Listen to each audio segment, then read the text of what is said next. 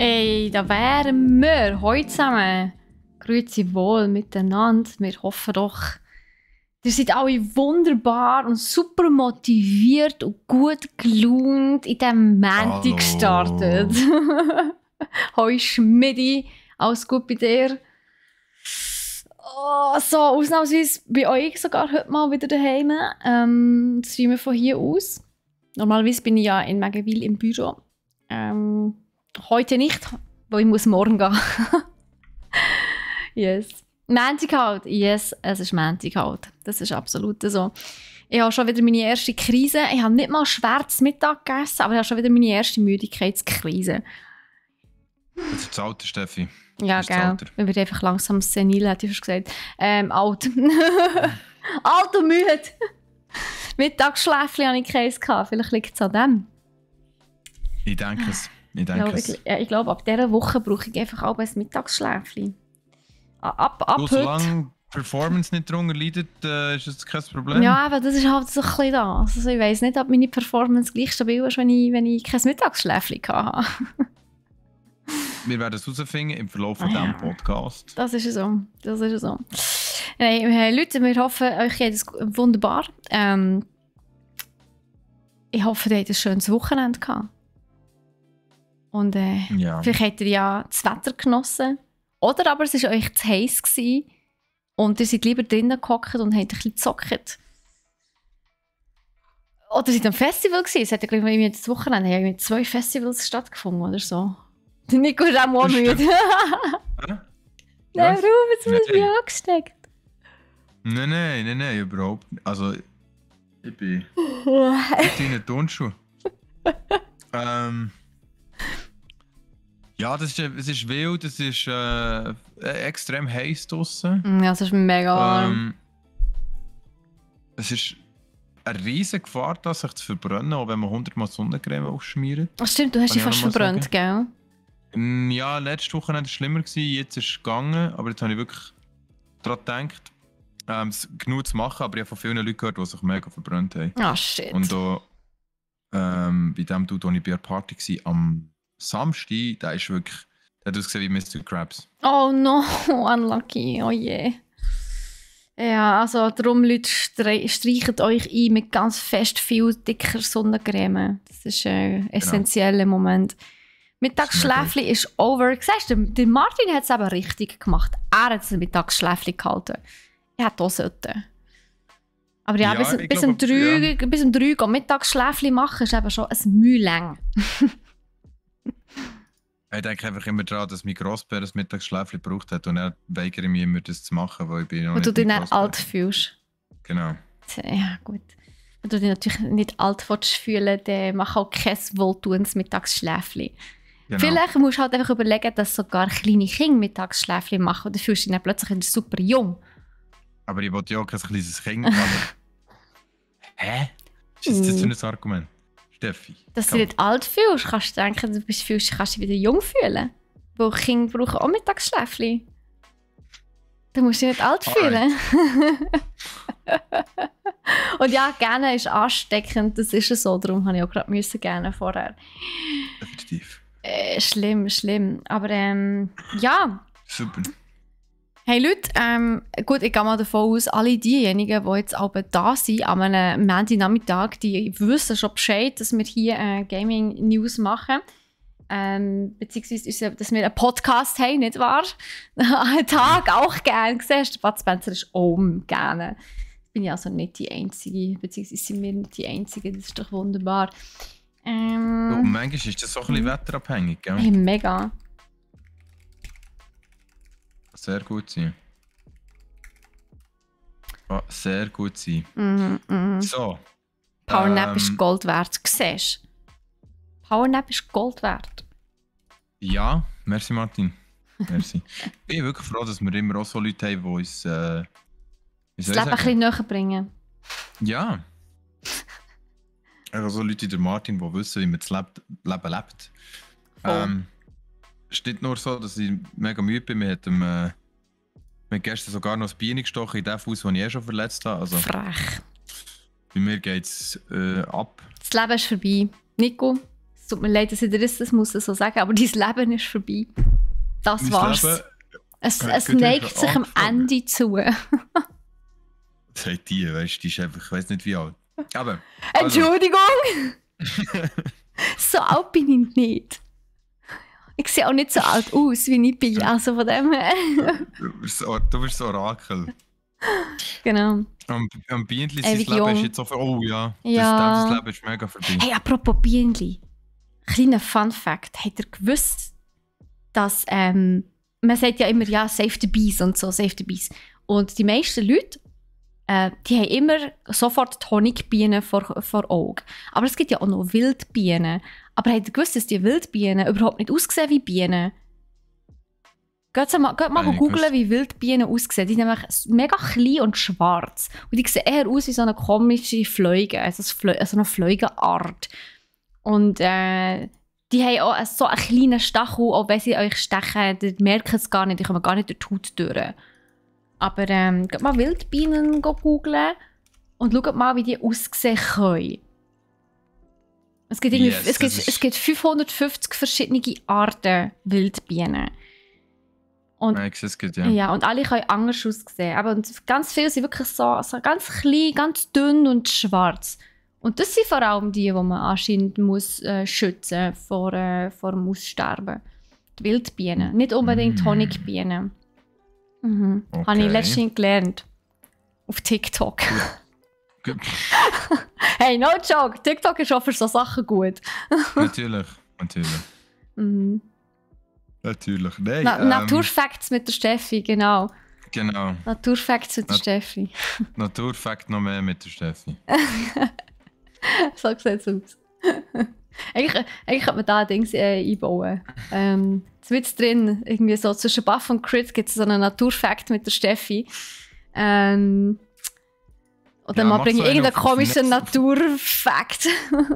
So ursprünglich Netz Natur, jetzt neu mit der Steffi. Und nachher kommst du so hinter einem während dem Gaming News. Genau, während der Gaming News. Hallo! Genau, da so. bin ich wieder. So, schau so hinter einem Busch für Ciao zusammen. Ja, zusammen. Naturfakt mit der Steffi, Nummer 587. Heute schauen wir an, warum sind Meertrübeli rot? Genau. Habt ihr gewusst, dass früher Blumen nicht farbig waren, sondern auch grün? Jetzt hör auf. Ist gut, hör auf. Wir sind ja so bei Gaming News und nicht bei Naturfakt also. mit der Steffi. Mann, aber Naturfakt mit der Steffi ist so ein guter Titel. Ich weiss. So zweideutig. Ich weiss. Gut. Naturfakt mit der Steffi und Naturfakt mit der Steffi. Ich weiss, darum habe ich es gesagt. Hallo, Ich weiss. warum mit dem Job, den ich habe? Also, da sitzen. Wegen mir, nein. Naturfacts mit der Steffi.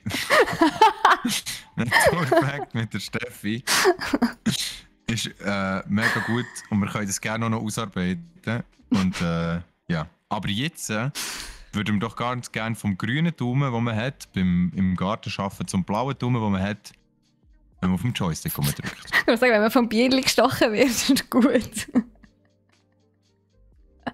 Das war mega unchill. Ich habe den Stachel sogar gesehen und noch rausgezogen. Autsch, ja, das Bienchen ist dann gestorben, Nico. Ja, Du hast das Bienchen getötet.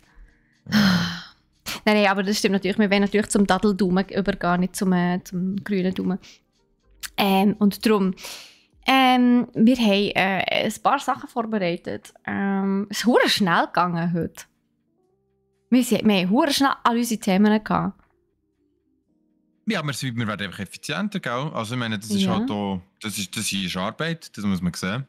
Wir haben neben dem ja auch noch weiter viel Arbeit, die wir müssen erledigen müssen. Von dem her sind wir zack unterwegs. Und wir haben aber eine Stunde Zeit, um uns vorzubereiten. Genau, wir haben eine Stunde Zeit und dann machen wir einfach eine schöne, wie sagen wir das? Ein schönes Menü, 5-Gang-Menü. Also 3 Gänge sind es bei uns, wo wir euch schön die Themen präsentieren und die quasi euch auf die Dauer legen, für dass die nachher schön schnell bei euch ins Hirn rutschen und dann mehr Bescheid wissen über Gaming. Ah, sehr schön. Also, Leute, ich wiederhole mich zum etwa 500. Mal. Nein, zum 22. Mal exakt, wo das ist Episode Nummer 22. Schnapszahl! Dann hast du ein Schnäpschen hinterkippen. Wupp, wupp. Aber erst nach Feierabend, Leute. Nach Feierabend erst. Nicht lang schnacken, Kopf in den Nacken. Genau. Also. Nein, was ich wollte sagen, ihr kennt es, ihr wisst, wie es abläuft hier bei uns. Wir nehmen jetzt den Podcast auf. Das bedeutet, dass wir natürlich während dieser Aufnahme nicht auf eure Kommentare und auf eure Fragen und so könnt eingehen.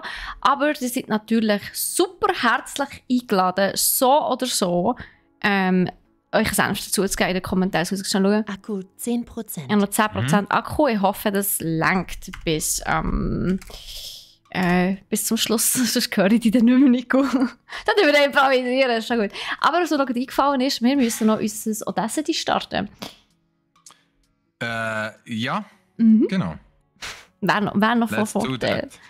Genau, also ich drücke mal auf Aufnahme. Genau. 3, 2, 1. Nice. Perfekte Nice. Kowski. Sehr Ja, gut. Guter Clap gewesen, Steffi. Voll. Schon am Wir Mikrofon gehen an. Ich hoffe, klappen. jetzt sind alle wach. Gut, dann würde ich sagen, dann machen wir die obligatorische Durchschnuff- und Trinkpause und dann starten wir. Genau. Ja, ist doch gut. Jetzt habe ich mein Wasser vergessen. Soll ich das echt noch schnell holen?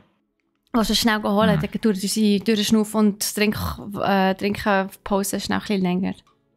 Das ist Ich würde okay. das gut schnell holen. Also, du müsstest ganz einfach holen. schnell... Ich überlebe ohne Mach dich. es. Das ist völlig in Ordnung. Ich schaffe das. Ich bin Pfadi gewesen. sollte ja so funktionieren. So. Ja, ich kann auch einfach auf Just Chatting wechseln. Heute zusammen. Oh. Eieiei. Machen wir das einfach heute so? Es läuft jetzt hier. Ah, das ist okay. Ich sehe es. Ja, Leute, ich hoffe, es geht euch allen gut. Habt ihr noch irgendwelche spannenden News, die euch gerade aufgefallen oder eingefallen oder über den Weg gelaufen sind? Oder die ihr per Zufall gelesen habt? Vielleicht habt ihr etwas. Wo, wir haben ja tatsächlich ja auch bei uns im Discord einen Channel. Ich muss jetzt selber schnell schauen, wie er heisst. Er heisst «Redet mal über». Und da könnt ihr, wenn ihr wollt, einfach Themen und so weiter einfach reinhauen. Moment, Discord. So, falls ihr noch nicht drinnen seid, in unserem Discord kommt doch auch rein. Und eben, dann könnt ihr uns auch gerne mal, falls ihr Bock habt, Themen vorschlagen. Die tun wir natürlich sehr gerne berücksichtigen, solange wir können. Wir können natürlich nicht immer alles berücksichtigen, weil viele Themen würden zum Beispiel auch extrem zu viel Recherchezeit beanspruchen oder so. Aber und wir sind ja nicht Journalisten, von dem her können wir nicht alles machen. Aber einfach, dass ihr es wisst, mal, wir haben im Discord ein Plätzchen, wo ihr eure Ideen und eure Wünsche dürft reinschreiben. Von dem her, feel free to do that. Und jo. Genau. So sieht's aus. So, jetzt warten wir noch heute für Nico, bis er wieder zurück ist. Sonst habe ich mein Redepotenzial schon alles vergeben. Ja, aber ich wechsle wieder so. Dann kann er dann wieder dazukommen, sobald er da ist. Er darf einfach nicht vergessen, dass er die Kamera wieder anschauen muss. Hey, ja.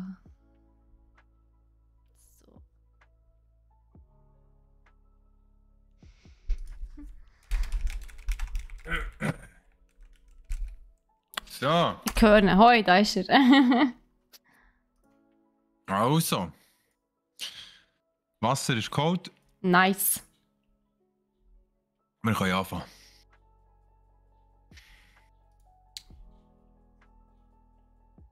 Ich sehe noch das Thema, das reingeschneit ist. Ja, ich habe extra gefragt. Mhm. Aber nicht für Ich jetzt, weiss. sondern für grundsätzlich. Ja, für jetzt wäre ein bisschen spontan. Aber weißt du, Steffi, hör dir zu, auch wenn ich Wasser hole. Du bist immer in meinem Ohr. Das ist ja schon fast sexy. Mach einfach kein ASMR, bitte, jetzt. Warum nicht? Hoi Ridis! Merci vielmals für die Input auf jeden Fall. Wie gesagt, in unserem Discord haben wir immer ein Plätzchen für eure Inputs. Ihr dürft super, super gerne jederzeit dort eure Themenwünsche und Ideen und Vorschläge reinschreiben. Beim Channel «Redet mal über» heisst der. Genau. So, Exactly. Also. Ich fange an. Ist gut? Bist du ready? Okay, let's go.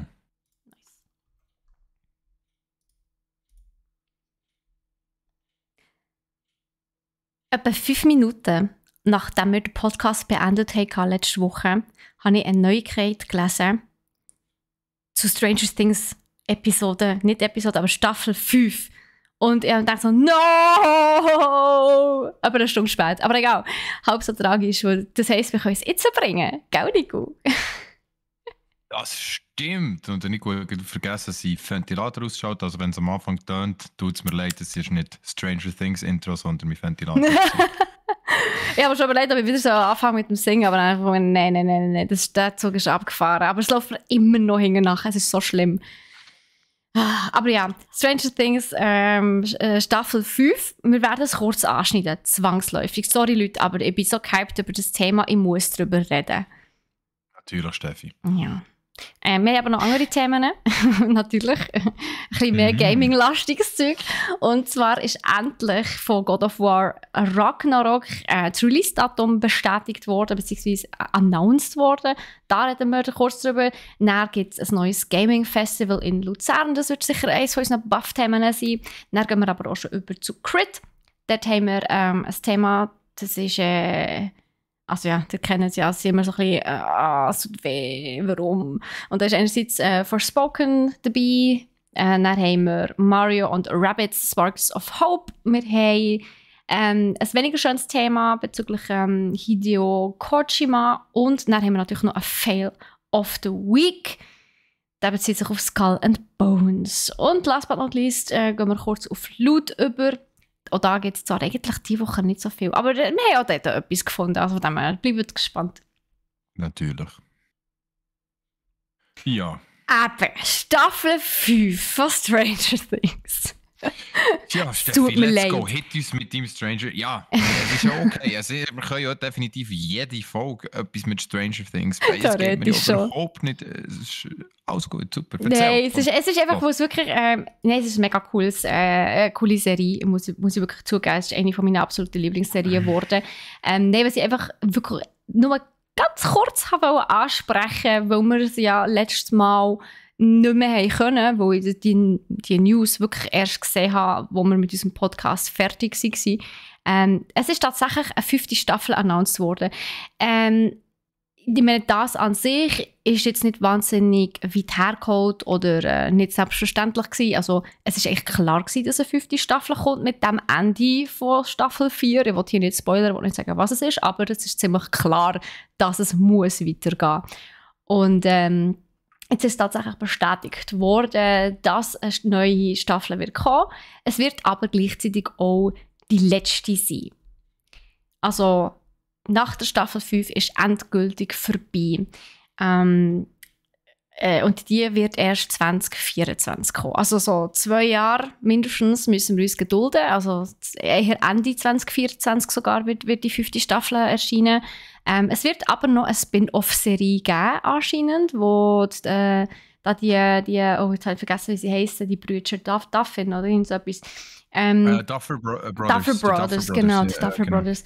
Genau, die haben also definitiv auch bestätigt, dass es noch eine Spin-off-Serie wird geben und die wird anscheinend ganz anders als alle erwarten. Von dem her, hey, wir können gespannt sein.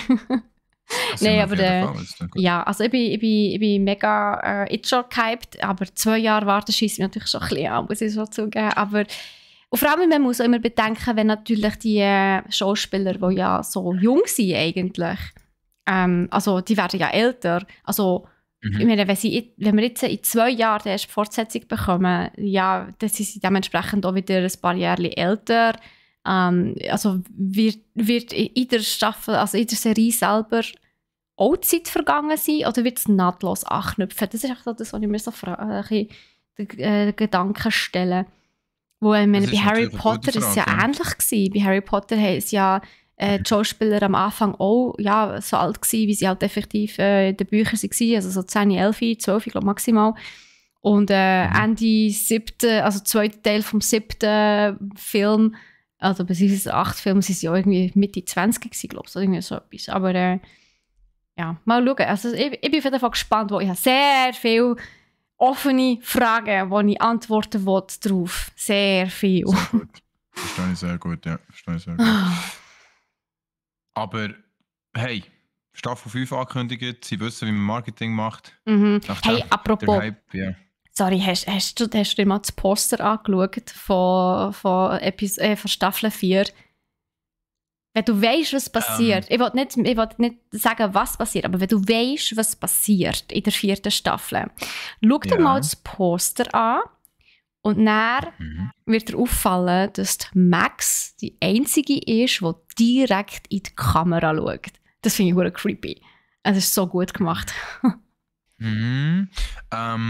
Ich habe jetzt verschiedene Poster gesehen, muss ich ganz ehrlich sagen. Also es ist so das mit diesen 4 Seiten ja, sozusagen, ja. genau, wo alle so in einen Gang reinlaufen, aber so in 4 verschiedene Welten sozusagen. Ja. Und der Genau, dann aber ist die sie Max so schaut, die ja. einzige, die zurückschaut. In die Kamera direkt. Okay. Also das, was ich sehe, schauen sie alle vor. Es gibt ein Poster, wo Aber- die Max die einzige ist, die hinterher schaut. In die Kamera rein. das Es ist aber es ist schon so... Also wenn ich es ein weiß bisschen welches. viel... Ja. Ich weiß welches. Es ist natürlich schon ein kleiner Hint und so. Beziehungsweise eben, wenn du Staffel 4 Steffi, gesehen hast. nicht Und ich bin voll spoilern. hyped. Nicht. Nein, sag es nicht. Ja, aber du nicht. Ja, Nee, aber du sag weißt, nicht. jetzt hast du schon zu viel gesagt. Okay, hast du zu gesagt, tut mir leid. Ja, aber wer bis jetzt Staffel 4 nicht gesehen hat, der hat sich, ganz ehrlich, ich meine, das Internet spoilert dem ja genug. Also du kannst, das ist wie bei Game of Thrones. Du kannst Game of Thrones nicht geschaut haben, du hast genau trotzdem gewusst, was passiert. Du sollst bei Stranger Things ja eigentlich auch, wenn du im Internet unterwegs bist. Es gibt so viele Memes, come on. Ja, außer du hast dich natürlich extra, wie soll ich sagen, du hast natürlich extra probiert, eben Nein gag etc. zu avoiden in dieser Zeit. Das haben auch viele gemacht, die ich kennt habe. Die haben mir während der Zeit von Game of Thrones auch gesagt, sie gehen nicht auf Nein gag. Ja, aber nur die, die schon, also die auch wirklich gewusst haben, ich will es noch schauen. Genau. Und die bis jetzt nicht gesagt haben, ja, ich will es unbedingt noch schauen, dann hätten sie es bis jetzt schon gesehen. Stranger Things Staffel 4, sind wir ehrlich. Wenn du jetzt noch gespoilert wirst, ja gut, dann bist du selber schuld. Nico kann nicht trinken, hat sich verschluckt. So, Passiert. also. Ist mir auch schon so gegangen. Aber ja, ich nein, weiss er noch, hat einfach, was? Oh ja. Erst vor kurzem war das. Ja, genau, das ist in einem anderen Podcast gewesen. Ich bin fast gestorben. Übrigens, Folge 19, wenn ihr nach die möchtet, Nein, Folge 19 ist super. Wirklich der Anfang von Steffi grandios. Und du das glaubt ihr nicht. Das glaubt ihr ja, nicht. geht euch die ersten paar Sekunden von Episode 19 anhören, das ist okay. Der hat meine Erlaubnis. Nein. Genau, soviel zu Stranger Things. Ich wollte es einfach nochmal ansprechen, aber ja, versprochen, in den nächsten paar Episoden werde ich nicht mehr über Stranger Things reden, ausser ich habe das Game gespielt. Das habe ich einfach immer noch nicht können spielen. Nächste Episode kommst du, Nico hat das Game gespielt. Das wäre möglich, ja. Ja. Aber über nur die Serie rede ich nicht mehr. Okay. Aber ja, Immerhin. eben. Also, sehr gut. Also, über was wir auf jeden Fall weiterhin reden, ist das Release von God of War Ragnarök. Und zwar, wir ja dort auch noch schnell sagen, es heisst Ragnarök, Englisch auch Ragnarok, keine Ahnung, wie ihr das aussprecht, aber Ragnarök ist ja original die Aussage. Und zwar ist es, sofern ich mich erinnere an meine Exkurse in der nordischen Mythologie, handelt es sich bei Ragnarök um einen Weltuntergang. Und zwar so etwas wie die Apokalypse, wenn die Götter auf die Erde kommen und sich an den Lieblichen, an den Sterblichen rächen. So etwas ist es, glaube ich. Auf jeden Fall. Ist Ragnarok nicht mit dem Feuerreis, sage ich jetzt einmal? Ich habe wirklich das Gefühl, dass ich, wie gesagt, ich weiss noch zu wenig. ich interessiere mich zwar sehr für die nordische Mythologie, aber für das bin ich zu wenig informiert, aber ich habe gemeint, es sei so irgendetwas gewesen. Und noch so ein bisschen von meinen Age of Mythology-Zeiten und so.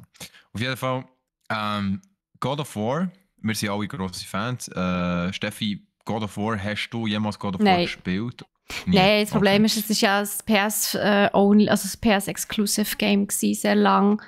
Und irgendwann ist es ja dann erst aber auf Steam gekommen, aber ja, dann ist es für mich der Zug schon abgefahren gewesen, irgendwie.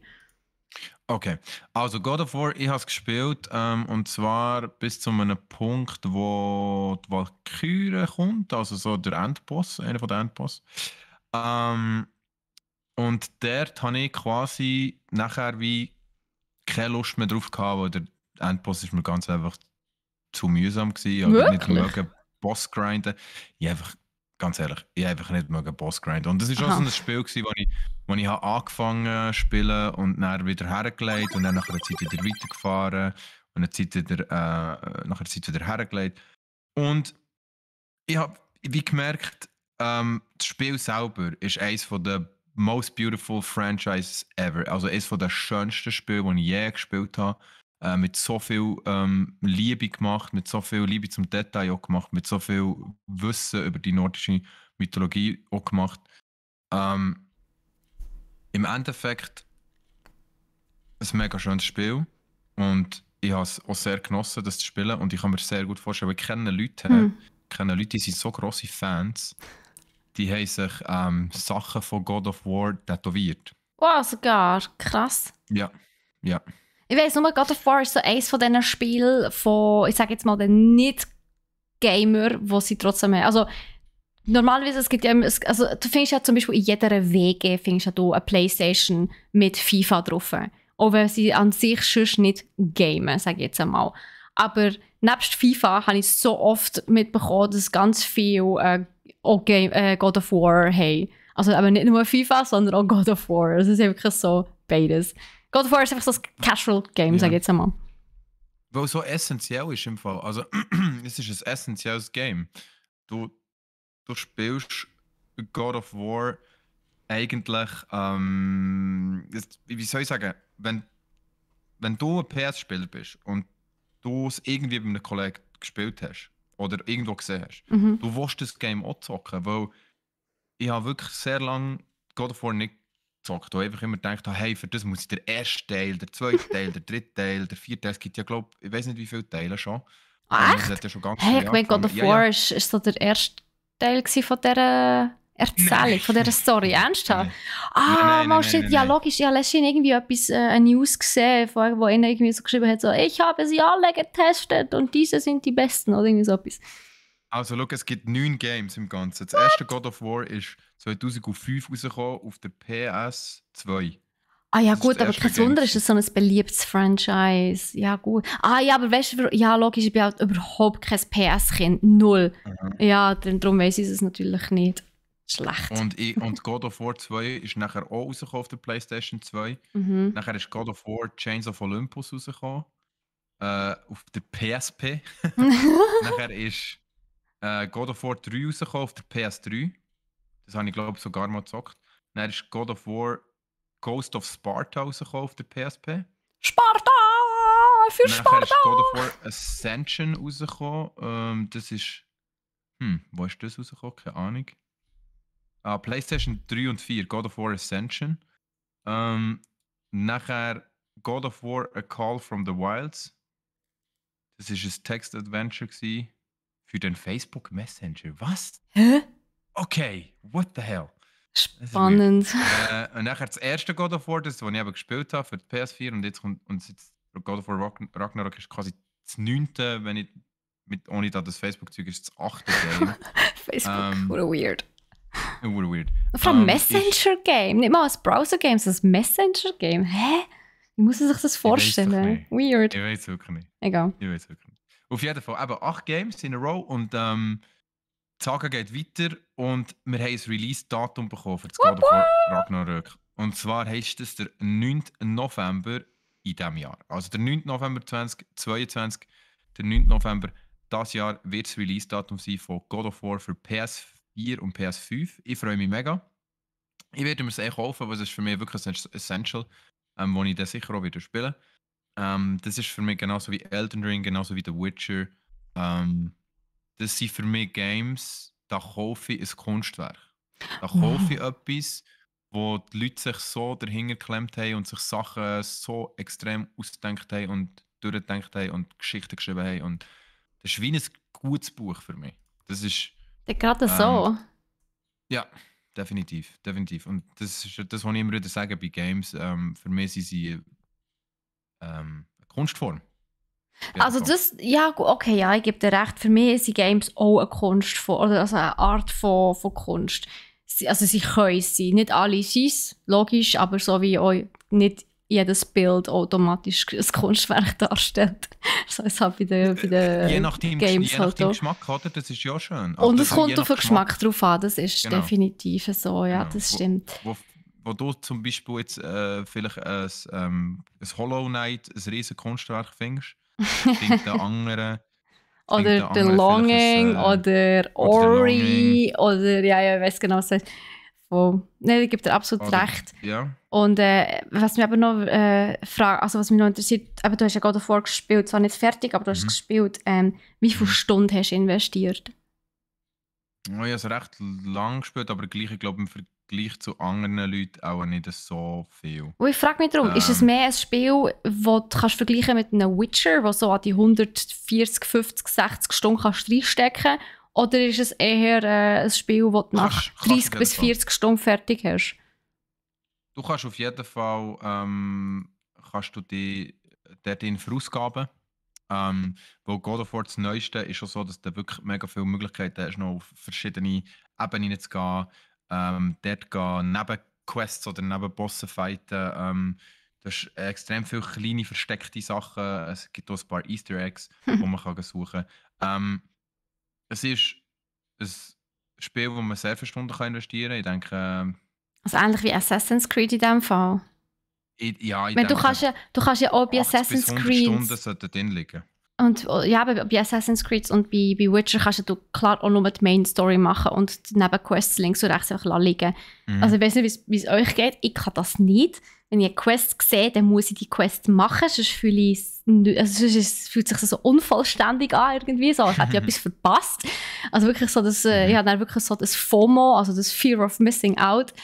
Und eben, also für mich ist das jetzt zum Beispiel, also God of War zum Beispiel, allein von der Dauer vom Game, glaube ich wirklich nichts. Wo ich muss mir so viel Zeit nehmen für das Spiel und ich muss mich wie nur auf das konzentrieren und links und rechts wie alles liegen, weißt du, was ich meine? Und bis ich mal, also wenn ich so 2-mal in der Woche dazu komme zum Gamen irgendwie, dann, ja, ist wie so, du bleibst im Flow von der Story drin, hast deine Game-Mechanik noch im Griff und so. Und ja, also, du weißt, was ich meine. Es kommt immer so ein bisschen darauf an, wie Ich viel weiß Zeit genau, man was du hat. meinst. Ja, ja, Und ja, eben, ja. also für mich, wo eben halt wirklich gerne ein bisschen kürzere Spiele hat, damit ich sie wenigstens durchspielen kann. Weil ganz ehrlich, ich meine, Witcher 3 ist ja auch hure geil, aber ich konnte es nicht fertig spielen. Ich habe irgendwann relativ sogar am Anfang müssen aufhören, wo ich einfach die Zeit nicht hatte, schlichtweg. Definitiv, definitiv. Ist schon ein Problem von mir. Also, Mm. kenne ich sehr gut. Du hast halt anderes Zeug, das du machst. Du hast halt andere, wichtigere Projekte. Und nachher tust du die. Also, ich muss mich manchmal, das haben wir schon mal besprochen, Steffi, ich muss mich Ja. manchmal zwingen, wirklich so ein bisschen wie zwingen, herzuhocken und Und einfach jetzt gamen. das Spiel weiterzuspielen. Ernsthaft? Oha. Ja, weil ich sonst fast keine Singleplayer-Games mehr spiele Ah, ja und gut, ich das mir hast auch du nicht mehr erzählt. Zeit nehme. True. Also weißt du, so, Zeit fällt einfach, aber nachher, wenn du mal wieder drin bist, und das ist eben auch so schwierig, ist für mich mittlerweile so schwierig, wieder ganz und, ganz und gar in ein Game einzutauchen, wo Mhm. Singleplayer ist. Es ist für mich mega schwierig, Okay. weil es braucht für mich schon so viel Action. Das muss mich Oh. schon so krass abholen. Ausser es glänzt natürlich mit etwas anderem. Es glänzt natürlich mit hervorragendem Storytelling, oder? Ja, God of War Ähm, Ragnarok ist vielleicht wieder so ein Game, wer weiß. genau, genau, genau. Und darum, es wird das Game sein, das ich mir kaufe, aber ich mache mir manchmal wirklich wieder mehr Zeit nehmen für so Singleplayer-Games. Solche, die es verdient haben, dass man eine Zeit gibt, weißt du? So ein Red Dead Redemption habe ich weder das 1 noch das 2 gespielt. Ich gehe gar nicht. Aber es wäre, glaube ich, mega mein Ding gewesen. Es wäre, glaube ich, mega mein Ding gewesen. Ich hätte mega können versinken in so einem Red Dead Redemption, so einem Cowboy sein. Also ich meine, ich Weiss, immer was du ein Cowboy meinst. sein, als ich etwa 10 war. Ich habe immer einen Cowboy-Hut gehabt, so eine Käpsli-Pistole. Das ist, Stell mir das so vor, so kleine Piu Piu. ja, also sicher, ich hatte so ein Rössli gehabt, weißt du, mit Rädchen unten dran. Oh Ja, ja. wenn ich so durch die Wohnung gefahren mit dem und Ah, habe mit der gut. Käfigpistole umgeschossen. Ja. Richtiger Bandido bin ich gewesen. Ja, auf jeden Fall. Aber du weißt ein bisschen, was ich meine. Darum sage ich, wir freuen uns sicher auf jeden Fall auf das God of War, das Neue. Let's see, wie es rauskommt. Ich werde mir sicher kaufen. Release-Datum 9. November dieses Jahr. Und ja, dann machen wir ein kleines Fest, oder? Was meinst Ja, why du, not? Steffi? Unbedingt. Ein anderes Fest hat es, glaube ich, auch gegeben. Wo? In Luzern? Noch nicht, nein, es hat es nicht schon gegeben, aber das kommt noch. Und zwar das Gaming Fest, yes. Das findet, also es ist etwas ganz Neues an dieser Stelle. Und es findet am 3. und 4. September statt, also wirklich gerade das Wochenende nach der Gamescom. Also falls ihr aus irgendeinem Grund nicht an die Gamescom könnt gehen, wäre es vielleicht eine Überlegung wert, dort vorbeizugehen. Luzern ist sicher auch eine mega schöne Stadt, einfach mal zum Schuss hergehen oder zum einen halben Tag zumindest mal in Luzern verbringen und dann noch an das Game Festival zu gehen oder so. Von dem her, ja, es ist einfach von Bern die Verbindung einfach dumm. Alle Stunden nur. Nur blöd. Ja, aber ja, egal. Aber 3. und 4. September findet in Luzern das Gaming Festival statt. Und zwar im Hotel Sempachersee in Nottwil. Und dort gibt es, so wie man es ein bisschen... Also, ja, es ist nicht so, wie man es... Es ist aber wirklich mehr ein Festival und nicht eine Messe. Das muss man vielleicht an dieser Stelle noch wirklich hervorheben. Sehr speziell, ja. Ja, aber es ist wirklich... Hotel. Ja, in einem Hotel, also so ein Konferenzcenter. Und da kannst du natürlich an Turnieren teilnehmen, zum Beispiel FIFA 22, NHL 25 oder Super Smash Bros. Ultimate. Es gibt auch so Beat the Pros und so Sachen. Du hast aber auch Referat und Workshops gleichzeitig. Also ich weiss nicht genau, was für Referat und Workshops das wird sein, aber ich kann mir vorstellen, dass es auch ein bisschen darum geht, so wie wirst du E-Sportler und ein bisschen die Richtung. Und, ja, ich glaube, es geht an. Es ist wirklich ein... Yes, und dann gibt es auch so PCs und Konsolenstationen, wo du wirklich kannst Games austesten kannst. Also auch wenn du nicht mega Ahnung hast von Gaming, kannst du easy einfach vorbeigehen und ein bisschen Zeug ausprobieren. In Luzern, für die ein bisschen in der Szene sind, sage ich jetzt mal, in Luzern gibt es auch, ein paar wissen es vielleicht, ein Gameorama. Das ist so ein Game-Museum. Gibt es noch nicht so wahnsinnig lang, aber dort kannst du auch einfach wirklich... es ist ein Museum dort halt eher. Dort kannst du aber auch ein bisschen gamen. Hat aber wirklich ein bisschen alles dort. Und die sind auch mit Brettspielen vor Ort. Also nicht digital, sondern halt einfach analog. Aber gleich irgendwie auch ein Teil vom Gaming irgendwie halt. Und was auch dabei wird sein, ist die VR-Arena. Also es gibt eine VR-Arena vor Ort mit der Fusion Arena. Also da kann man sich wirklich vorstellen, da kann man im Team dort eine Story spielen oder sogar gegeneinander fighten. Also mit VR-Brillen und es ist dann wirklich, als wäre man in dieser Welt inne.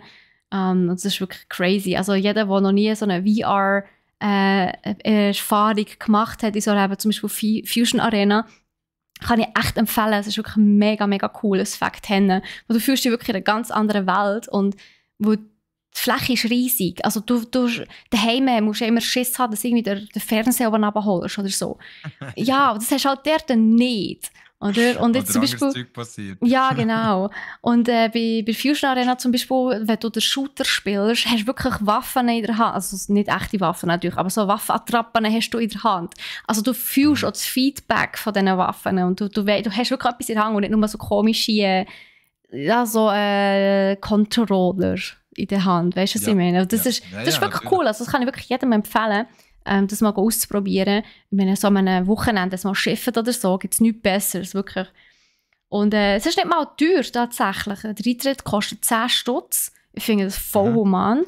Klar, es kommt natürlich darauf an, wie gross es ist. Ich weiß es nicht genau. Aber 10 Stutz finde ich jetzt echt nicht viel. Wenn man sich überlegt, an einer Gaming-Messe, wo man jetzt auch nicht immer hure viel machen kann, eigentlich, je nach Grösse, kostet ja deutlich mehr. Familien, also ja, logisch, wenn man natürlich mehr als 3 sind, also 3 Leute ist, dann rendiert es mega, für Familien kostet es einfach 30 Stutz, egal wie viel das man ist. Das ist noch chillig. Und das Event ist barrierefrei, also man kann mit dem Rollstuhl oder mit Krücken oder so kann man easy cruisen. Das hat ich verschlafen gesagt, aber ja. Nein, das klingt aber mega gut. Also das ist, ich bin immer wieder begeistert, wenn ich von solchen Projekten und Festivals höre, wo dann habe ich immer wieder, das ist bei mir so wirklich Faith in Gaming in Switzerland restored. Also nicht gerade restored, aber wieder am Aufgehen. Und Jetzt musst du das aber erklären, Nico, warum hast du Faith in Gamer ein bisschen verloren, oder was? Nein, nicht verloren, aber weißt du, man tut ja in der Schweiz auf einem sehr, wie soll ich sagen, man tut auf einem sehr kleinen Niveau hoffen. Sag ich mal. Aha! Ja. Okay, ja, ich weiss, was du meinst, ja. Ja. Mhm. Und für mich ist dann, wenn ich so etwas höre, merke ich dann einfach so, es gibt da läuft doch noch etwas in der Szene genau, und so, ja voll. Die sich engagieren, die sich etwas in den Sinn kommen. Und ich meine, das Hotelkonferenzzentrum, wie heisst es jetzt gerade schon wieder? Sempachersee. Sempachersee. Das ist doch ein Ding. Ich habe es mir jetzt schnell angeschaut. Ja, es ist ein Konferenzhotel, die sind riesig. Das ist riesig, ja, genau. Ja, wenn du so Workshops und Referate hast, dann muss schon ein bisschen gross sein. Ja, auf jeden Fall. Genau. Und da hat sich auch einer dafür ausgesprochen und gesagt, hey, wir machen jetzt ein Gaming-Ding hier innen. In Luzern. Und schon nicht mal die Gäste finde ich geil. Das unterstütze ich mega. Und überlegen wir, wann hast du gesagt, dass es ist? 3. und 4. September, also wirklich das Wochenende nach der Gamescom. Das ist halt vielleicht das Einzige, was so ein kleiner Killer-Point ist, sage ich jetzt einmal. Wo es ist wirklich, jetzt alle die zum Beispiel schon an die Gamescom gehen, und ja, man weiss ja schon wirklich lang, wenn das Gamescom stattfindet. Und alle die jetzt auch schon Tickets und alles gebucht haben, beziehungsweise gekauft haben und sich das Wochenende reserviert haben, die werden das Wochenende darauf aber nicht schon wieder Lust haben, an ein Gaming-Event zu gehen. Das ist halt so ein bisschen das. Und ja, ich meine, wenn man bedenkt, im Oktober ja, ist ja dann auch nochmal 2 Messen. Also im Oktober findet ja dann Zero Fest und Zürich Pop Show, wie heisst die, Popcorn? Zürich Popcorn. Ja, sorry. Ja, ehemals war ja Zürich Game Show, jetzt ist ja Zürich Popcorn. Aber die finden ja beide im Oktober. Das wäre in Amsterdam, das ist etwas anderes. Ja, dann gehe ich das Wochenende her, an TwitchCon. Ich freue mich mega. Ja, darum gibt es übrigens am Freitag keinen Stream, um einfach ein bisschen vorzugreifen. Freitag, der Stream mit mir fällt leider aus, wo ich bin dann in Amsterdam. Dann sehr gut. Genieße es auf jeden Fall, Steffi. Gut, viel vor der Stadt werden wir auch nicht sehen. Wir sind ja dort an der Messe. Nein. Aber ja, das, was wir können, genießen wir schon. Don't worry. Mach einfach einen Livestream. Dann können je nachdem die Leute zuschauen. Genau. Ich glaube, über den Dienst rausgekickt werden. Das ist nicht erlaubt. Darfst du nicht? Oh wow, okay. Nein, es kostet ja Eintritt. 100 Stutz oder so. Ja, aber ich meine, wenn es Twitch gehen ist, dann kannst du ja aber dann hast du dass Leute kommen streamen. Ich muss noch mal nachschauen, aber ich kann mir schon vorstellen, dass es nicht erlaubt ist. Aber ja, ich schaue mal. Fände ich jetzt sehr speziell. Okay, ja, ich auf jeden Fall. Wegen dem Festival noch schnell. Da ich ja nicht an die Gamescom gehe. Oh, da gehst du. Gehst du in dem Fall? Ja, ich habe mir das überlegt. Und wo ich ja nicht an Gamescom gehe, wo ich mich ja effektiv selber oder dagegen ausgesprochen an Gamescom zu gehen. Nein. Genau, du hast ums Verrecken nicht wollen mit uns mitkommen. Einfach nicht wollen gehen, weil ich Steffi schon so oft gesehen und gehört, ihr könnt euch nicht vorstellen, wie froh ich bin. Jetzt muss ich noch 4 Tage mit der Steffi umhängen. Boah, nee. Ja, nee. Ich bin so froh. Gehst du allein. Also allein. Nein. Kann ich nicht allein, Zum Glück, ja, weißt du. ich überlegen wir es im Fall. Ich Unbedingt. Überlegen, dort Ja, das ist doch super. Dann kannst du ja noch gerade davon berichten. Ja, würde ich im Fall machen. Mhm. Also, ich tue mir das mal einschreiben. Das ist gut, dass wir das besprochen haben. Nice. Seht ihr jetzt, liebe Zuhörerinnen und ZuschauerInnen, es ist immer wieder eine Freude, mit der Steffi einen Podcast zu machen. Weil manchmal kommt Zeug raus, das hat man vorher nicht geplant. Wahnsinn, Aber gell? es ist echt super. Wahnsinn. Ja, das ist Fantastisch. echt super. Weißt du, Fantastisch. Merci vielmals, Steffi. Es ist okay. Ist okay. Sehr Danke. gerne. Habe ich gerne gemacht. Ich weiss. Vielleicht komme ich dir auch mit. Okay. Nein, mal Alright. schauen. Vielleicht stimmen wir es auch mal ein. Je nachdem, ob ich am Wochenende etwas vorhabe oder so, kann man ja mal reinschauen. Ja, eben mal so einen Zuerst im halben Tag oder so. September. Eben, geht noch lang. Ist erst im September. 10. 11. hast du gesagt? 3. und 4. Mann, 3. 4. nie lasst ihr mir zu. Hast du das jetzt gehört? Hey, ich habe es schon 2-mal gesagt. Und ich habe schon 3-mal gesagt, dass es das Wochenende Nacht zu Gamescom ist. Aber nein, er lässt mir nicht zu. Nee. Scherz. Ja, wir haben jetzt schon Beziehungsprobleme. Also, Game Festival. Das crittet gerade ein bisschen hart rein, Nico. Ganz ehrlich.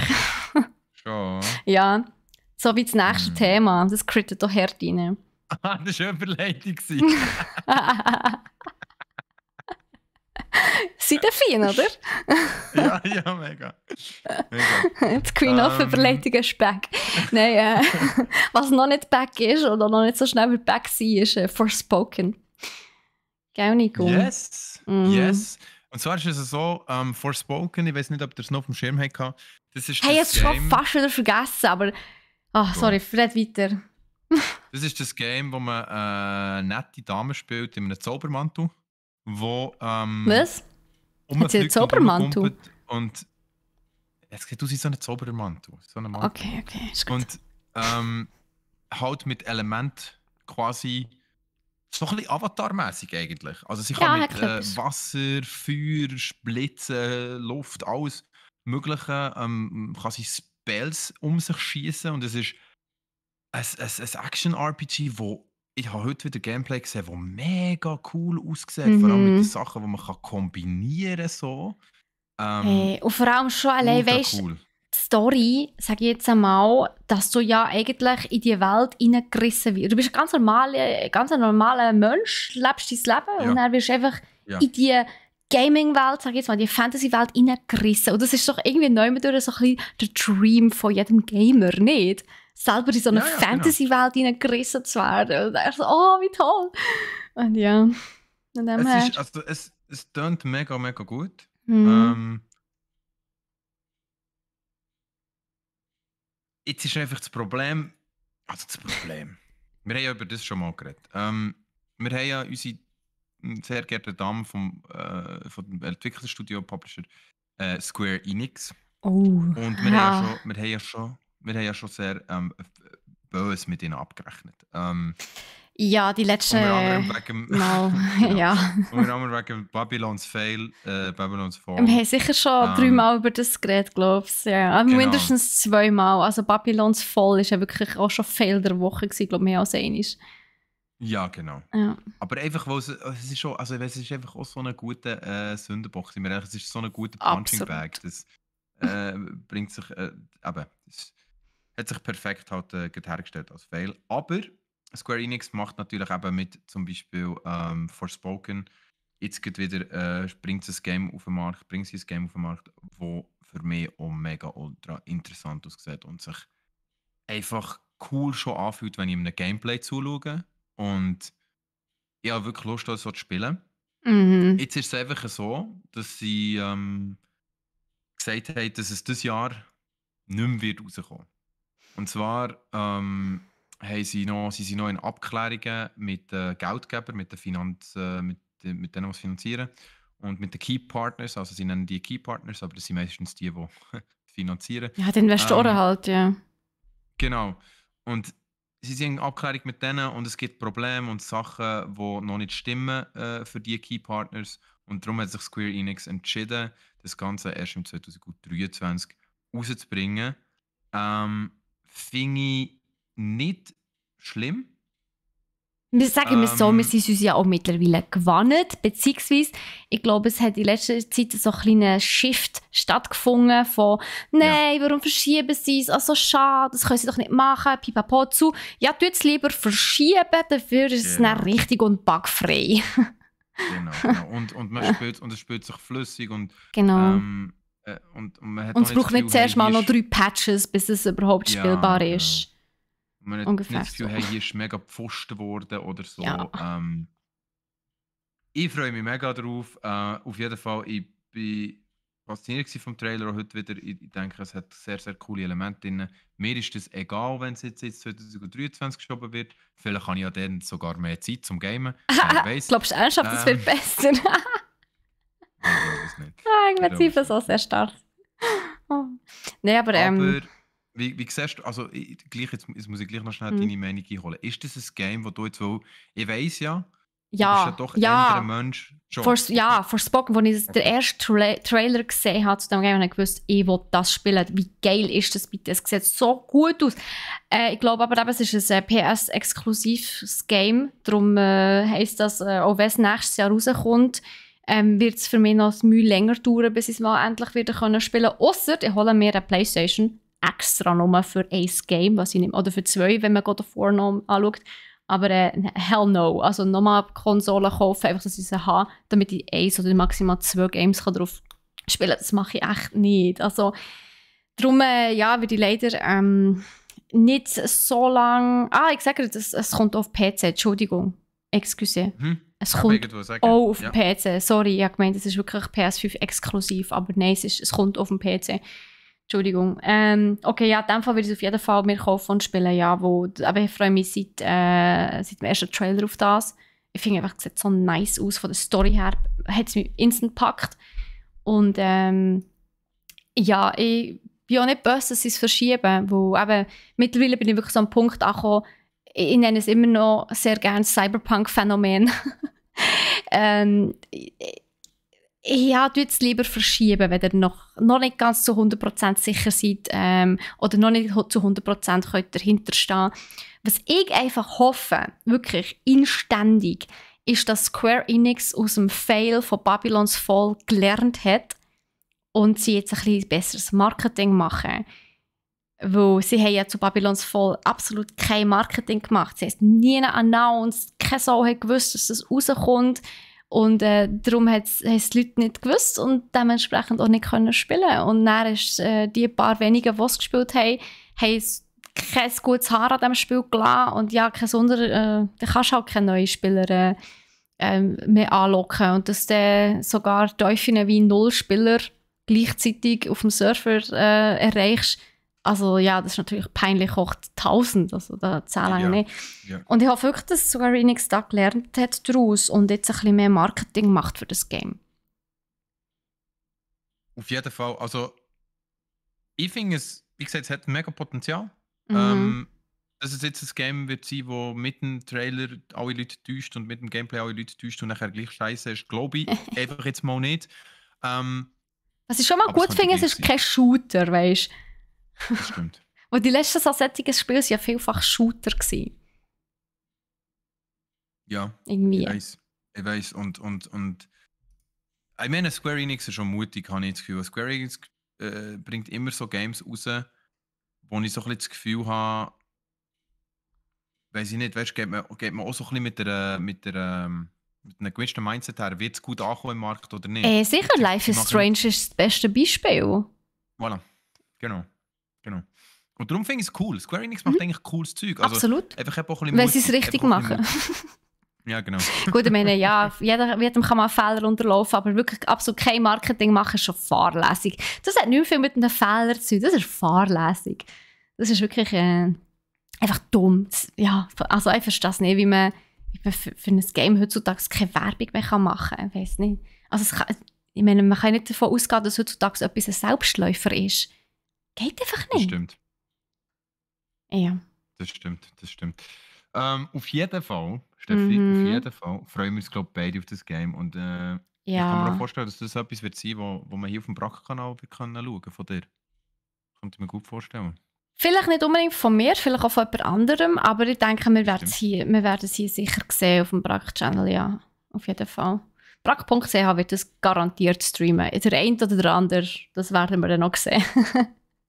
Sehr gut. Ja, da freuen wir uns natürlich jetzt schon. Und ihr wisst einfach brack.ch einschalten und Gameplay in höchsten Tönen genießen. Genau. Mit der Steffi und unseren anderen coolen Streamer. Yes. Was man bei mir eventuell wird sehen, ist Mario und Rabbids, Sparks of Hope. Das kann ich mir vorstellen, dass wenn das rauskommt, dass ich das wird streamen auf dem Channel hier, also auf dem Twitch-Channel von brack.ch. Das ist, ja, ich meine, es ist ein Mario, es ist ein Nintendo-Game, es ist Mario und Rabbids, das ist die Fortsetzung. Es ist eben Sparks of Hope und dort haben wir aber, ja, wir sind bei den Crit-Themen, Leute, es ist leider so, dass ein Announcement passiert ist, sage ich jetzt einmal, wo leider ein bisschen traurig ist. Und zwar, es ist eigentlich nur ein ganz kurzes Thema, ich wollte es einfach unbedingt mit reinnehmen, weil, hey, ich meine, Nico, jeder liebt doch den Yoshi. Der kleine, grün, knuffige Yoshi. Wie tönt der Steffi? Yoshi!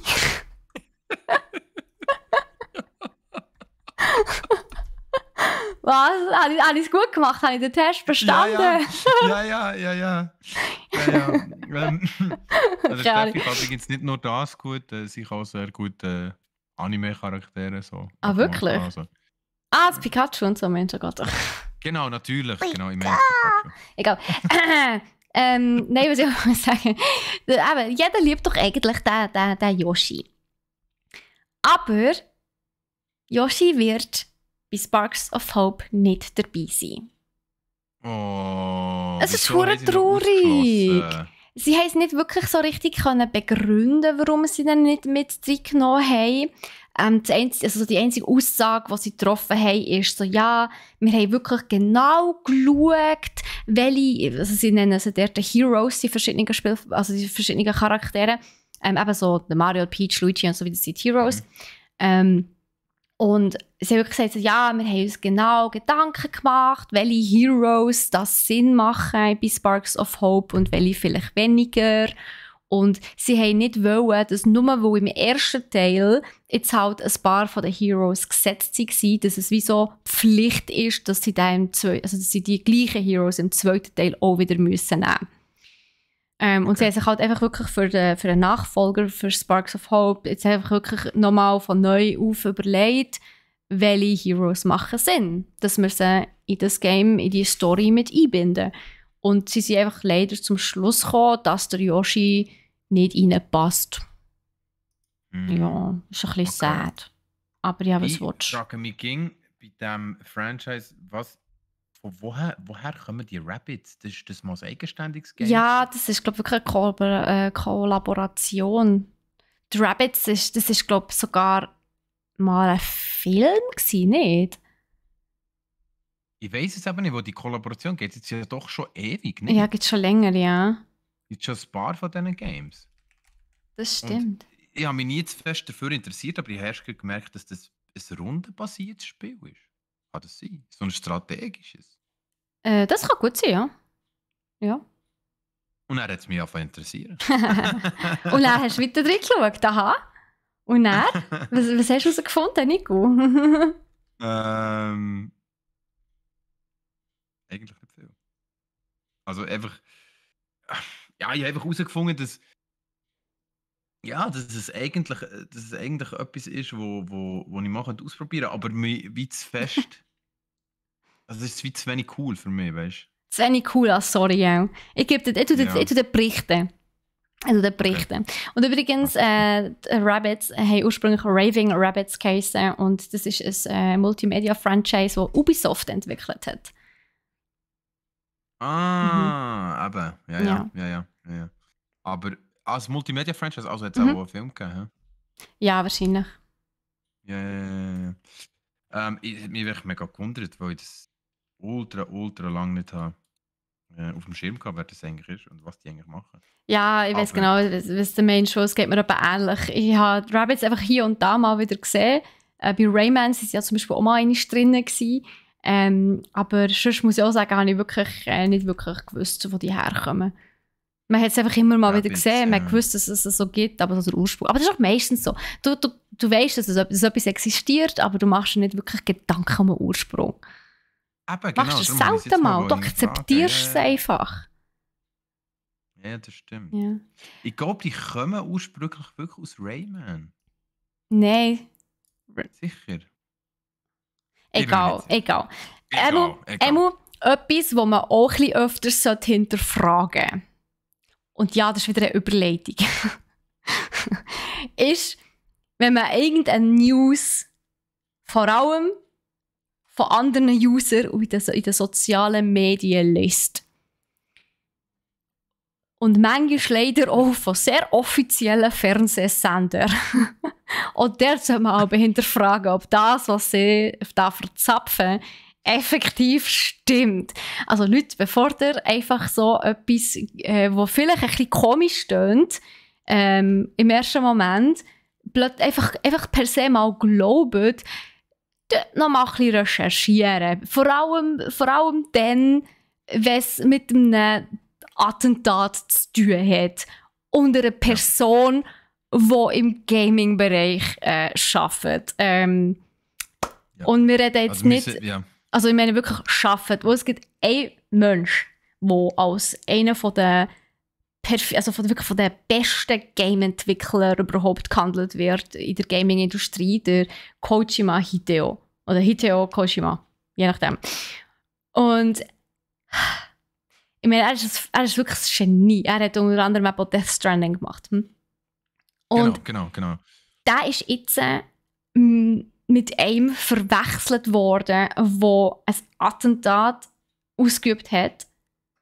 Und zwar hat der Prime Minister, glaube ich, oder? Premierminister von Japan, der ist erschossen worden. Gerade vor kurzem, letzten Freitag war das, glaube ich. Und das Problem war wirklich, dass gewisse Medien, also beziehungsweise irgendwo im Internet, ist plötzlich ein Foto kursiert vom Hideo Kojima und seinem Namen und der ist verwechselt worden mit dem Attentäter und dann sind die Namen durcheinander gekommen und die Medien haben Fotos vom Hideo Kojima gezeigt in den Medien, in den Newsberichten auf ihren Sender im Fernsehen und haben auch seinen Nachnamen teilweise verwendet. Also sorry, aber das kannst du dir ja nicht ausdenken. Also das ist, also ich weiss ja nicht, wenn mir das passieren würde, hey, holy shit. Also ja, und vor allem, es ist, also eben, wir müssen nochmal rekapitulieren. Es hat wirklich einen Anschlag gegeben auf den Premierminister von Japan und der Herr ist verstorben. Er ist an seinen Verletzungen im Spital gestorben. Genau. Ja. Rest in peace auf jeden Fall. An sich ja schon überhaupt nicht cool, dass es heutzutage noch Anschläge gibt. Genau, und für uns irgendwie hat das Thema schnell in den Podcast kommen, weil wir einfach wie gemerkt haben, hey, das Internet und die Medien sind mittlerweile so gefährlich mit der Verbreitung von irgendwelchen News, mit der Verbreitung von irgendwelchen Bildern, die nachher aufgeschnappt werden von irgendwelchen anderen Medien und nachher irgendwo falsch publiziert werden und irgendwelchen Leuten vorgesetzt werden, die keine Ahnung haben und nachher das Gefühl haben, oh, ich bekomme ein Bild von Hideo Kojima und um Anschlag auf einen japanischen Premierminister. Das muss der gewesen sein. Ich habe ein Feindbild, das ist der Dude. Und das schadet einem Menschen unglaublich. Das kann man sich nicht vorstellen. Das macht seine Reputation komplett kaputt. Ich meine, jetzt mal beside, dass es seine Reputation kaputt gemacht hat oder kaputt machen wird. Es ist ein Mensch gestorben und man bringt ihn damit in Verbindung.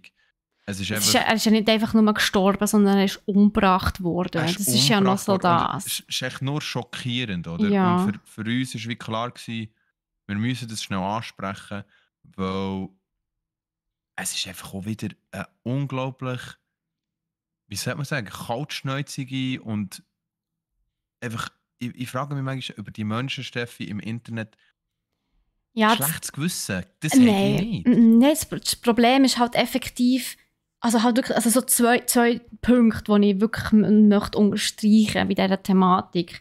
Erstens, wenn ihr nicht wirklich wisst, wer etwas gemacht hat, tut doch nicht einfach aus irgendwie einem, egal was für ein Motiv, aber tut nicht einfach ein random Bild von jemand anderem dazu. Also tut nicht zwei unabhängig voneinander losgelöste Themen online einfach verknüpfen. Wo das ist, sehr schnell landet das dann irgendwo bei den Medien. Auch wenn es als Witz, und was übrigens auch sehr rassistisch ist, oder es ist schlussendlich, die hängen damit mit einem Menschen etwas an, der nichts gemacht hat. Und das ist auch die Verbreitung von der Fake News und so. Ja, also es geht jetzt nicht nur um das spezifische Thema, sondern grundsätzlich. Tut nicht einfach mutmaßen. Das ist etwas, was ich wirklich jedem ans Herz legen will. Nicht einfach zu mutmaßen oder nicht einfach, wenn man sich nicht 100% sicher ist, oder ja, einfach wirklich etwas posten. Ich meine, irgendein französischer Politiker hat diesen Tweet dann retweetet. Mit dem Namen von Hideo Kojima und seinem Foto drauf. Und das geht einfach nicht. Und das Zweite ist halt wirklich so, ich meine, ja, wirklich, du so ein bisschen hinterfragen, so Sachen. Gerade wenn etwas, wirklich etwas, was so einschneidend ist ins Leben von jemandem, ob das wirklich stimmt. Geht vielleicht vorher 5 Minuten recherchieren oder so. Oder von mir aus 2. Das reicht meistens, zum merken, dass es eventuell nicht könnte stimmen. Also passt auf das in den sozialen Medien, was ihr leset und hört und schaut. Genau.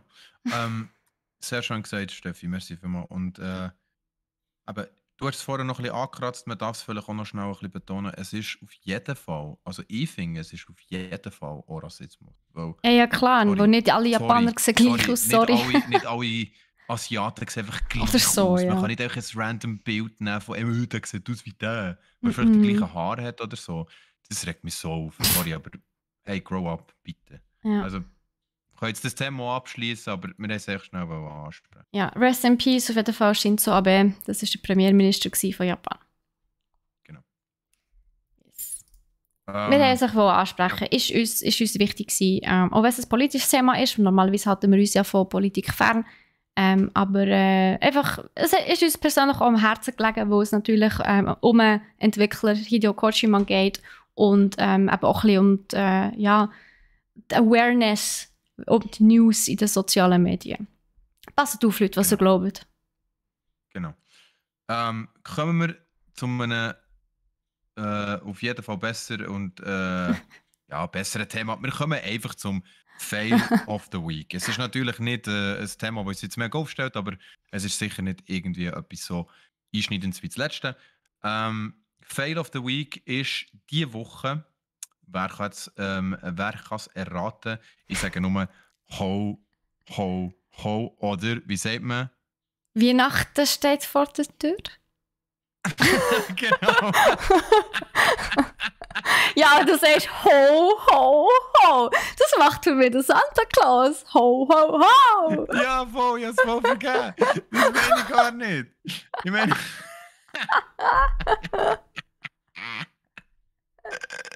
Wow, und schon sind wir wieder da. Oh Gott. Ich meine natürlich... Das Fail von der Woche, was der Nico euch damit sagen, ist der Nico selber. Ja, wirklich. Ich weiß nicht, wie sie macht. Ho, ho, also, ho, ho, ho, ho, ho, ho. Ja, natürlich damit sagen, sie machen mehr so Arr. Ja! Oder Arr. Oder Gar. Genau, das ist dann schon oder Ei. Genau. Oder Parley. Oder Parley. Genau. Ich rede natürlich von The Pirates. Und zwar rede ich nicht von dem Piratenspiel, das ich vielleicht in den Sinn würde kommen, wenn ihr Pirates denkt, und zwar Sea of Thieves. Weil das läuft mega gut im Moment. Ich rede von Skull and Bones. Und zwar ist das ein Piratenspiel, das schon sehr, sehr lange im Early Access ist. Mhm. Und jeder freut sich eigentlich schon mega lang drauf. Das Problem ist halt, die Freude ist so vor 2, 3 Monaten hat die angefangen zu bröseln und brechen und kleiner werden, weil die Leute gemerkt haben, was Ubisoft da plant oder noch besser gesagt, nicht plant. Und zwar haben sie in den letzten paar Monaten und jetzt so in den letzten paar Wochen ein bisschen rausgedroppt, was alles wird kommen im Game oder was im Game alles wird fehlen. Und es ist auf jeden Fall, ja, ich würde sagen, ein bisschen eine Frechheit. Weil wenn man ein Game hat, das länger als 4 Jahre im Early Access ist, dann sollte man doch eigentlich die Erwartung an das Game haben. Ist Dass schon im das Game Early auch- Access. Ja, also es ist einfach ihre Entwicklung. Ich glaube, es ist im Early Access. Also nein, es ist nicht im Ja, Early wo Access. Early Access heisst ja, dass eine Genau, Auswahl sorry. von Leuten schon könnte spielen. Ja, es ist einfach nur eine Ich glaub- Entwicklung. Genau, es ist eine Entwicklung und ich glaube, man hat schon 2, 3 Leute lassen Gameplay testen. Das glaube ich schon. Also ich habe da auch etwas gesehen. Aber Aber das war so ein Early Access ist es Alpha-Test nicht. gewesen, wahrscheinlich eher. Genau. Auf jeden Fall, also Leute haben sicher schon reinschauen und es hat sehr, sehr viele Reviews gegeben von Leuten, die eine Präsentation vom Gameplay gesehen oder einfach eine Präsentation von den Sachen, die werden kommen. Und sehr viele Leute sind enttäuscht. Also durch die Band sind fast alle enttäuscht. Man liest so Kommentare wie «Hey, ich muss mir das Game gar nicht kaufen, weil ich bin schon von Anfang an enttäuscht, wenn ich es anschaue.» Es gibt so Leute, die schreiben «Schade, es hat ein mega gutes Game können werden.» Es gibt Leute, die finden «Hey, Sea of Thieves hat alles richtig gemacht, ihr hättet jetzt nochmal einen drauflegen können, habt ihr nicht gemacht.» Also es ist wirklich so, Ubisoft scheint die Leute schon zu enttäuschen mit einem Game, bevor sie es rausgebracht haben. Und Aber weiss man dann ein bisschen warum? Also haben ich sie ein weiss bisschen mehr warum. geschrieben? Ich weiss Okay. warum. Natürlich. Der Grund dafür sind zum Beispiel Sachen wie, wenn du im Skull and Bones auf deinem Schiff bist, kannst du zum Beispiel nicht du kannst nicht einzelne Rollen gross verteilen, wenn du Multiplayer spielst und sagen, hey, einer übernimmt jetzt Steuer, einer macht jetzt Segel, einer macht jetzt dies, das. Es sind sehr viele Sachen automatisiert, also einfach, wo man gar nicht muss selber machen muss. Man fühlt sich so ein bisschen, als wären Tasks meistens einfach übernommen. Also wenn du zum Beispiel an einer Insel herfährst und die willst raiden, ähm, dann fährst du an die Insel her und deine Crew, die du angehört hast aus NPCs, geht die Insel raiden und du wartest einfach, bis der Ladebalken voll ist. Du musst gar nichts machen. Nein, du musst gar nichts machen, du musst echt das Schiff bewachen. Weird. Ja, genau. Aber so funktioniert Oder- Gaming doch nicht. Oder habe ich da Nein, etwas natürlich falsch nicht. verstanden? Gaming funktioniert doch so, dass du das Zeug selber steuerst, nicht? Hallo Ja, Ubisoft, genau. ihr müsst mich aufklären, Genau. vielleicht kann ich das nicht ganz mitbekommen. Aber Gaming ist doch eigentlich, dass man es selber spielt. Genau. Sonst kann man ja Und einen dort- Film schauen. Wie habt ihr eure Branche verfehlt? Und dort fängt es an, weißt du? Also das ist nur der Ja, Anfang. okay. Es fängt nicht dort an, du kannst nachher auch nicht, wenn du zum Beispiel, du kannst zwar ein Schiff abschießen, also in einen Seekampf gehen und mit den Leuten nachher irgendwann kannst du so entern und drauf kämpfen, aber es ist mehr so, bis der Ladebalken voll ist, kannst du nicht entern. Oder wenn du das Schiff übernommen hast, gibt es wieder einen Ladebalken, bis es plündert ist.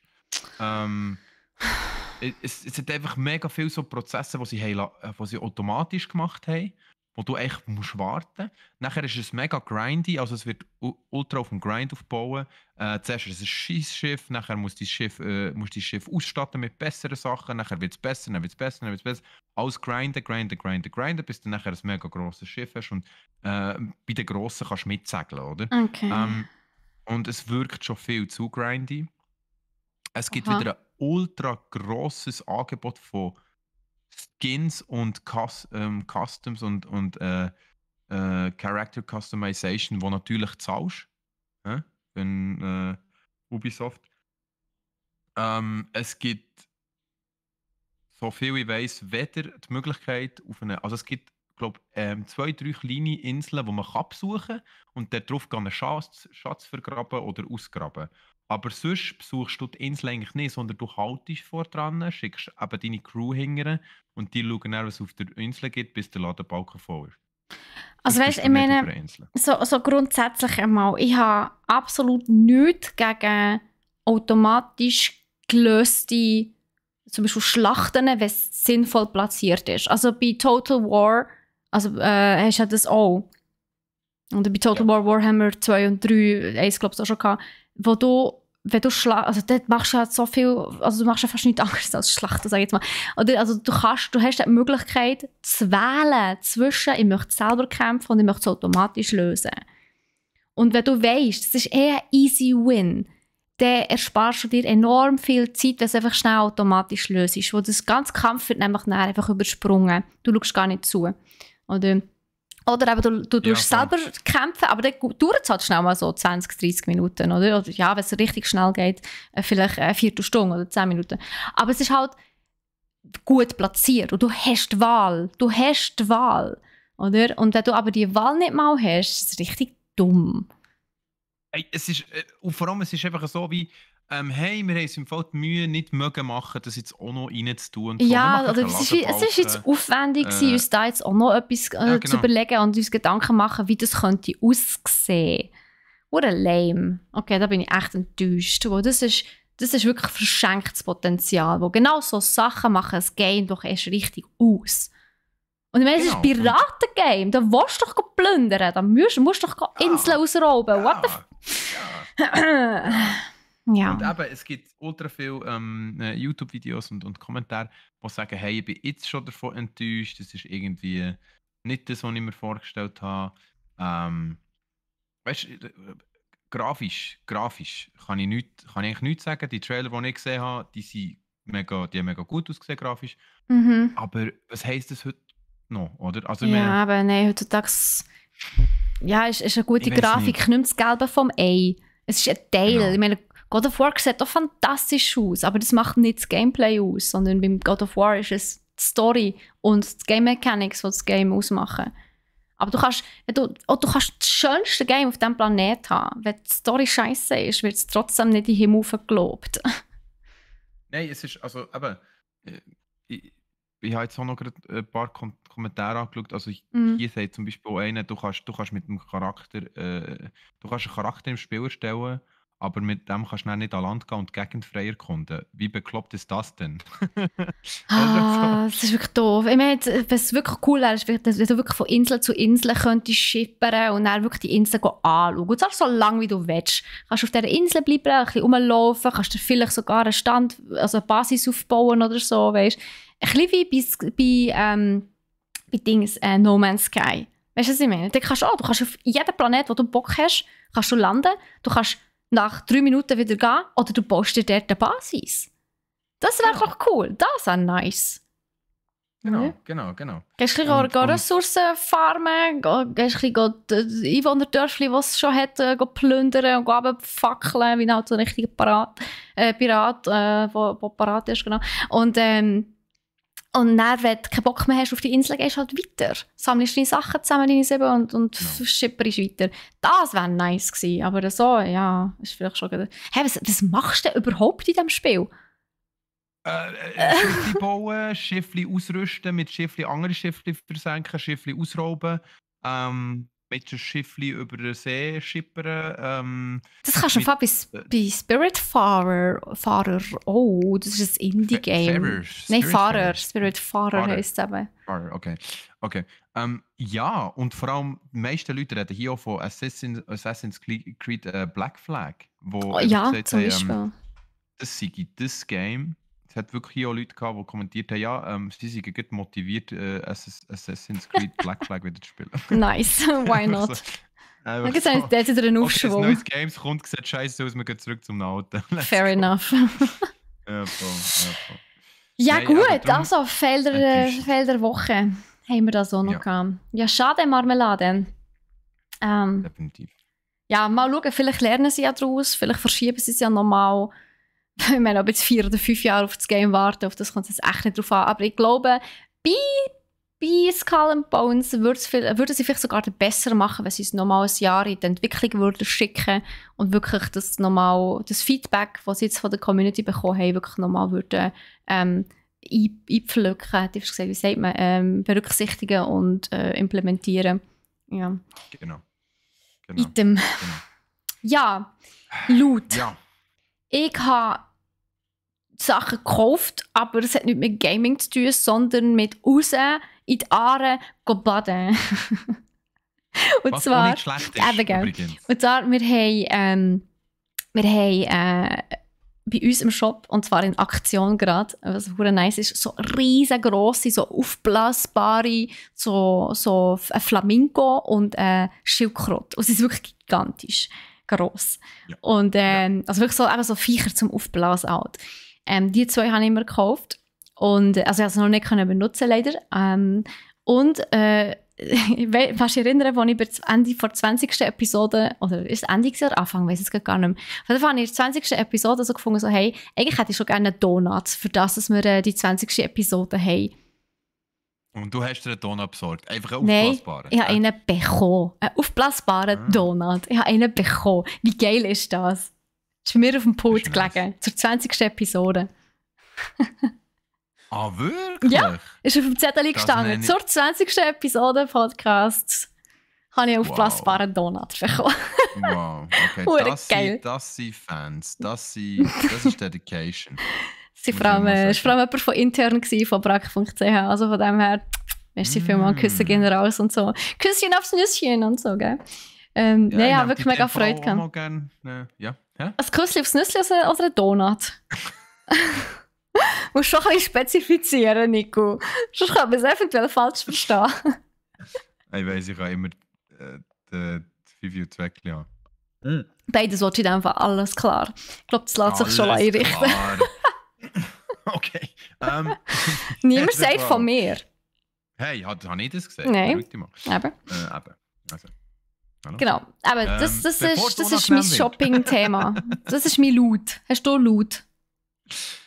Ich war auf jeden Fall laut an diesem Wochenende. Du bist laut gewesen? Ich noch Stimme. Laut gewesen? Ach so, ich meine, du bist laut gewesen. Also, aha, bist du aufgegabelt worden, so sieht es aus. Hey, nein. Okay, ja, Entschuldigung. Es ist immer das Gleiche mit dir.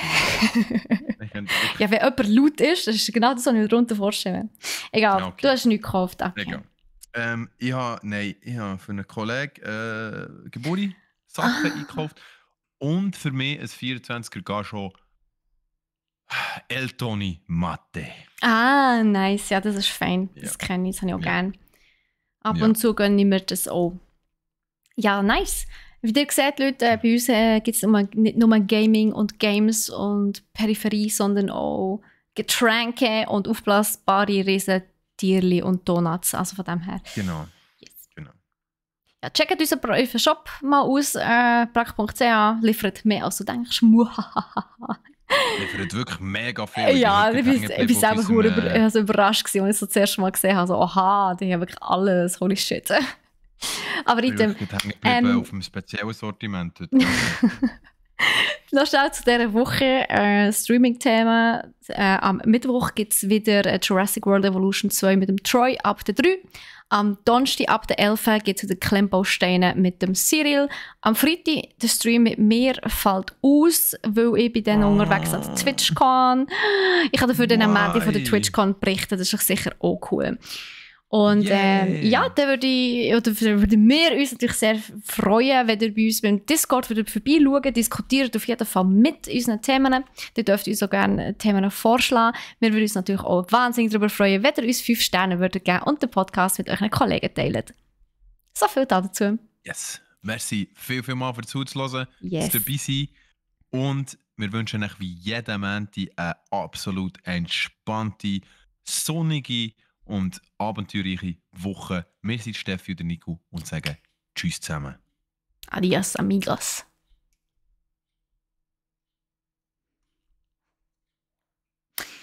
Hey, wir sind wieder zurück, Leute. Die Aufnahme ist hiermit beendet. Jetzt So eine automatische Nachricht hier wieder abschalten. Here we go. Hey, merci vielmal übrigens noch an Charlie Sun für die Follow, falls du noch da bist. Hey Chanti, was geht? Was Chanti? Chardi. Das ist der Chanti. Ja, das ist der Chanti. Ach so, okay. Das ist der Chanti. Kennst du den Chanti? Nein. Er ist Tekken Pro, E-Sports Tekken Pro. Ah, ich kenne mich bei der Tekken-Szene aber leider nicht so aus. Aber hey, merci vielmal für die Follow auf jeden Fall. Und er hat auch etwas geschrieben. Und zwar hat er hat noch geschrieben wegen Ragnarök. Das ist der Kampf der Götter und Titanen mit dem Weltuntergang. So etwas, genau. Und dann hat er gefunden, God of War 3 ist der Wahnsinn und Lul. Genau. Und Lul. So viel dazu. Und Kagemono, Hoi Kagemono, hat einfach grüssen. Genau. Sonst waren die Leute nicht wahnsinnig aktiv im Chat. Das bedeutet wahrscheinlich, dass sie gar nicht wirklich sehr viele Anmerkungen oder Fragen haben zu den Themen, die wir besprochen haben. Das ist natürlich völlig in Ordnung. Kann es auch mal geben. Und, genau, der Ritis hat noch geschrieben wegen der WoW Alpha. Ja, aber das war ja noch vor dem Dings schon. Das war noch vor der Aufnahme. Ritis, tu das doch gleich noch ins Discord, wenn du willst. Falls du daran denkst, falls du noch da bist. Vielleicht ist er mittlerweile ja schon weg.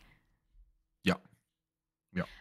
Aber sonst ist ja auch voll okay. Es ist ja wirklich ein sehr heißer Moment wieder. Und, absolut. Es wird noch wärmer. Leute, wenn ihr rausgeht, tut euch gut eingremen. Tut genug trinken. Ganz, ganz wichtig. Ja, mega. Ja. Mega. Und tut vielleicht ein bisschen chillen. Nehmt es nicht streng diese Woche. Genau, wir nehmen es nicht streng. Hey, Hörtli-Mann. Oder im Lurk, genau. Im Lurk. War gut. Nices Emote. Ich habe ein gutes Emote zum Thema, dass es heiß ist. Ich und Steffi sind morgen in Megaville, gell? Genau, yes. Yes. Also wir haben morgen auch coole, lange Zugfahrt vor uns, die uns mega darauf freuen. Ich hoffe, es sind nicht so viele Leute im Zug. Das ist immer am nervigsten, wenn es so heiß ist, draussen, dass es so viele Leute im Zug hat. Vor allem die Heimfahrt ist immer am schlimmsten. Genau, aber ich habe schon gemeldet, dass ich auch nicht allzu früh spät von Maggie gehe. Ich gehe am 4 Uhr. Aber ja, genau, das machen wir so. Und in dem Sinn würde ich, glaube mich jetzt auch verabschieden. Und Same, ich gehe jetzt ein Mittagsschläfchen halten, das verspätet. Genau, und ich hoffe mega fest, dass wir euch coole Themen liefern können. Yes. Morgen am 4 Uhr auf Spotify und überall, wo es Podcasts gibt, könnt ihr nachhören und auf jeden Fall den auch umschicken. Und wir nehmen es sicher nicht streng, Hörli-Mann. Das sowieso nicht. Never. Das ist einfach immer streng mit mir, aber das... Voll! Das aber es ist ja nichts Neues, von dem her... Aber das, ja, jemand von uns muss ein bisschen dominant sein. Ich nehme es aber nicht so ernst. Kann nicht jeder so soft sein wie Tonico. Genau, aber man kennt mich. Soft. Genau, ja, hey. Genau das, was Stefan sagt. Merci vielmals fürs Zuschauen und Zuhören vor allem. Mega cool, seid ihr da gewesen. Wir wünschen euch noch einen ganz angenehmen Montag und genießt euch einen Feierabend. Nehmt es gemütlich, übertut euch nicht. Und sehen und hören wir uns je nachdem hier oder bei Podcast. Habt Sorge. Yes. Tschüss, Mungo. Ciao zusammen. Habt euch Sorge.